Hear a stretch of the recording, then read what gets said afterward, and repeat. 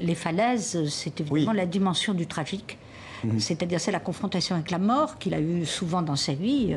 Son père a été assassiné quand il était enfant. Ensuite, il y a eu un accident de voiture. De sa première épouse. Il a perdu sa première épouse dans un accident de voiture. Et donc, derrière, au fond, cet aimable dessinateur de la vie des femmes, tellement joyeux, tellement plein de sensualité, on a la falaise, c'est-à-dire la tentation du suicide, la hantise de la mort, et puis c'est décliné de toutes les façons possibles. Alors le bus, c'est évidemment fascinant parce que c'était un dessin pour montrer que Charlie Hebdo avait des problèmes financiers.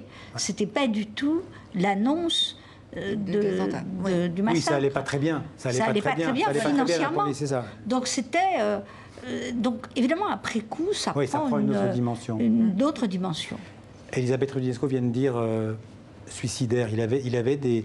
Non, pas du tout. Des envies suicidaires, non ? En revanche, c'était quelqu'un de mélancolique. Vraiment. Ouais. Mais je pense que, si vous voulez, si on veut aller aux sources, c'est vraiment l'enfance. Moi, je pense que c'est vraiment ça, puisque son père a été assassiné alors qu'il avait 2 ans. Donc, je pense que... ensuite, sa mère est partie, donc il s'est retrouvé seul avec ses grands-parents à Tunis. Et je crois que cette affaire n'a jamais été claire, comme d'ailleurs l'accident de son épouse. C'était très violent et ça n'a jamais été clair. Je crois qu'il portait ça en lui, en fait.